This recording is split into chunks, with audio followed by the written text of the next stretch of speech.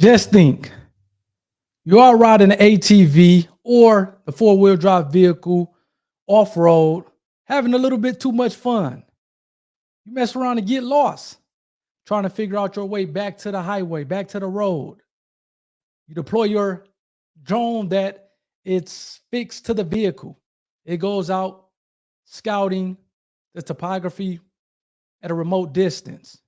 It communicates back with your ATV or your off-road vehicle what lies ahead, and also what's the best route for you to actually get back to the roadway safe and sound. That's what we have here. GM has filed an application on a vehicle that includes a drone. Now, a lot of people may think, hey, Ford has done that a while ago, and I just heard that Rivian actually filed a similar application or application that dealt with a vehicle having a drone. But you got to pay attention to the details. What they always say, the devil is in the details. We'll take a look at this article from GM Authority to say, hey, what is this whole thing about? And we'll take a look at the actual patent. We'll go through the claims. For those of you who don't know, I am an intellectual property attorney, a patent attorney with 10 years of experience from everything from trademarks, copyrights, trade secrets, and patents.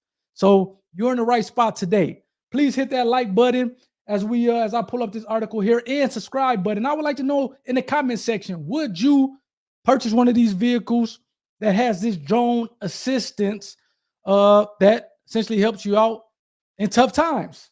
Let's go to the article, and then we'll look at the patent next. So GM has filed a patent application for a drone assisted vehicle emergency response system capable of providing an extra layer of safety when off-roading or engaging in outdoor activities. The patent application was assigned, and this actually is the wrong patent number, but we'll put that to the side, with the USPTO, and was published July 18, 2024. The patent application was originally filed last year. So typically, for those of you who don't know, patent applications are published 18 months or a year and a half after you file them. So again, this thing was published January 17th of 2023. So it's going to actually publish 18 months from that date. And they talked about the engineers that we won't get off into. This is some pictures from the actual patent application. You see the vehicle, kind of see some kind of hardware associated with the vehicle, some software. And then you see the drone here. This is also a picture of the vehicle. You see the drone here. Then you see kind of the display inside the vehicle, off-road vehicle. It's cool. You have the terrain here, the side mirrors.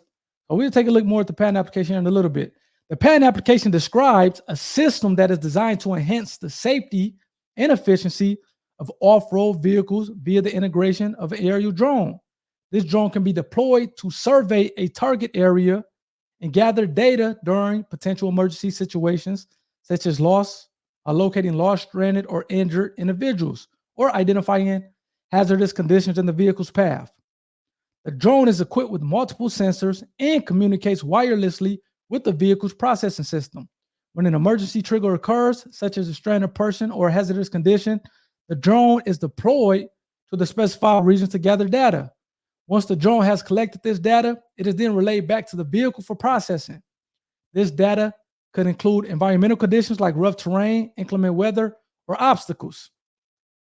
Again, these are some from figure 1B of the patent application, some more figures. Upon receiving the data, the vehicle's processing system then facilitates a response. Possible responses include guiding the lost individual back to the vehicle, providing real-time updates and instructions via a mobile device, or providing a communication link to emergency services, guiding emergency teams to an individual in distress. The drone can also identify non-emergency situations such as difficult terrain or impassable routes, allowing for route adjustments while exploring unknown territory. So, I mean, again, this essentially is the article. We will look at the patent application. We're going to check out the claims, and I'm going to kind of break these claims down. What do they actually mean from a patent attorney who's been doing this for 10 years? But, yeah, we just read the article. What do you think? Would you actually purchase a vehicle that has this drone incorporated within it, especially for off-road use? I can actually see that coming in handy, whether or not, like as the article puts it, if I'm off-road and I'm trying to get back on road, it can give me the most optimal route for doing so. Also, if I'm trying to avoid areas of inclement weather such as rain or a tornado or hurricane, it's going to lead me in directions opposite. But again, the drone can deploy and kind of go to the target area to say, okay, let's check around and see what's going on, relay that information back to the vehicle, which I am inside, and then gives me kind of ways to proceed forward. It also, in emergency situations, can respond or communicate with emergency authorities for getting them out there to get some help.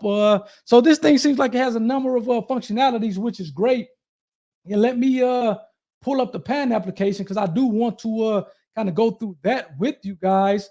And I mean, again, this PAN stuff is valuable. It'll be interesting on whether or not GM actually manufactures this, but I do think this is valuable information. So you see here, this is the actual PAN application. These are, some of the pictures here that I'm not going to go through in detail. You see some of the pictures that we saw in application. But I do want to read, as we kind of just show figure one, the claims here. So you see the claims off to the right. So a PAN application typically has 20 claims, or at least in the US, a PAN application has 20 claims. You are allowed 20 claims when you pay to file that application.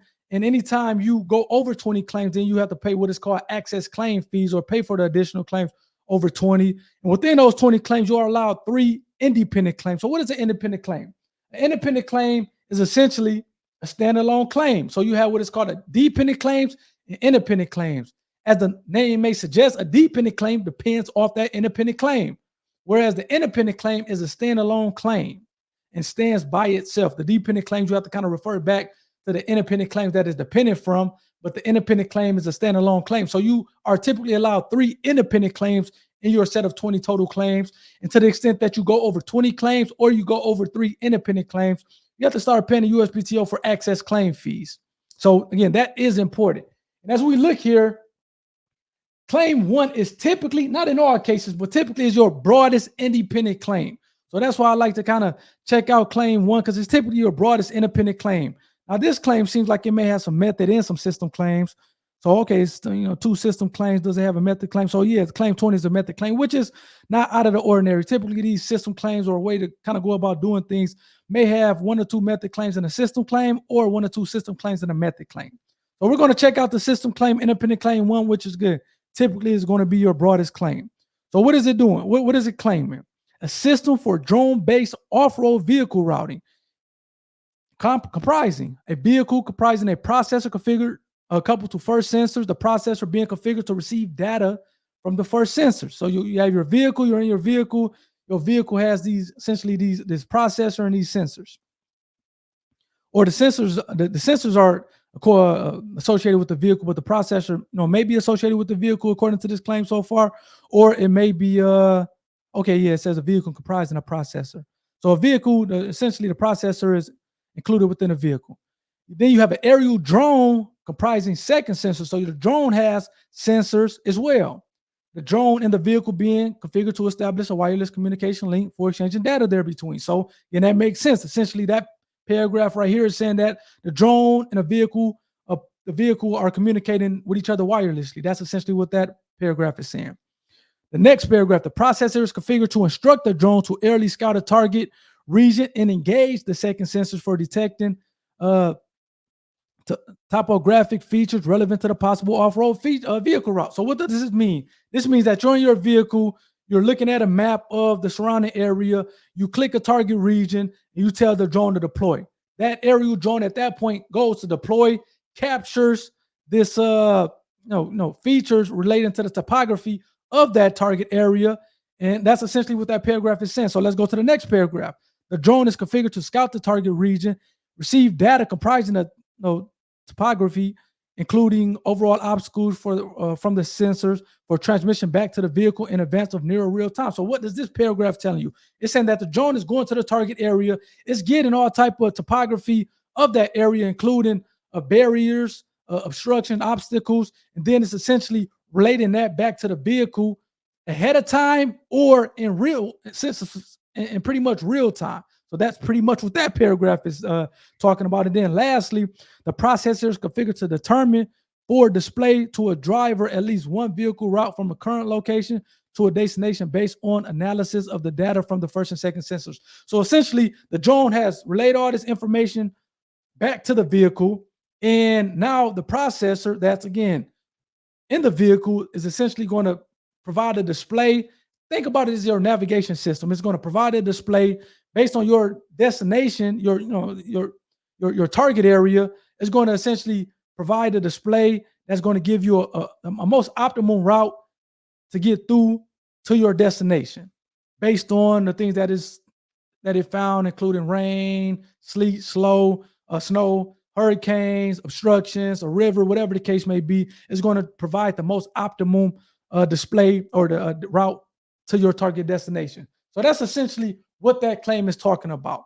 And again, we start talking about, okay, Rivian or this company or that company has also came up with a vehicle with a drone that includes a drone. You have to kind of look at the details. You got to look at the claims to see, hey, what is these, even though they may be related or kind of dealing with a similar thing, that being a vehicle with a drone that's being deployed, what is it actually talking about? I would imagine that, again, the devil's in the details. And if you look at some of those other applications, they probably are not kind of talking about what we just read in this claim, which is pretty much, hey, you have a drone, you have a vehicle. A user would deploy that drone in a target area. That drone would essentially, this is the independent claim. Now, the dependent claims will kind of depend or kind of narrow or limit, add a little bit more details to that independent claim to kind of limit the claim scope. But this most broadest independent claim, if you will, if this was to get allowed, this is essentially is claiming you deploying a drone to a target area. That drone is capturing the topography of that area, relating that information back to the vehicle, and then a vehicle on your dashboard, the display that we typically use when we're going, when we're using our traditional navigation system. That display is going to actually display the most optimal route to your target destination, taking into account the information from the drone or the different topography, the obstacles, the weather, so forth and so on. So that's essentially what that claim is talking about. Again, hopefully you got something out of this.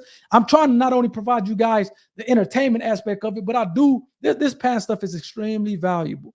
And to the extent that you're going to build a company, a lot of times they want to see if it's applicable that you have patents protecting a product, protecting a system, protecting a method. Heck, I just interviewed a gentleman. He was actually a high school senior who invented an AI method for detecting pneumonia in your chest x-rays that has up to a 99% accuracy rate. He was going to try to talk to different universities, University of Texas and some other schools down in Texas where he resides, where the school said, hey, when your patent issues, because his patent was pending, similar to this patent we just read, the school has told him, once your patent is issued, come talk to us. So in this patent stuff is extremely valuable. And I want you to be able to understand the claims. That the claims is kind of defining what's the scope and protection of that particular patent, and is the most valuable, in my opinion, part of the patent application. So hopefully you guys got something out of that.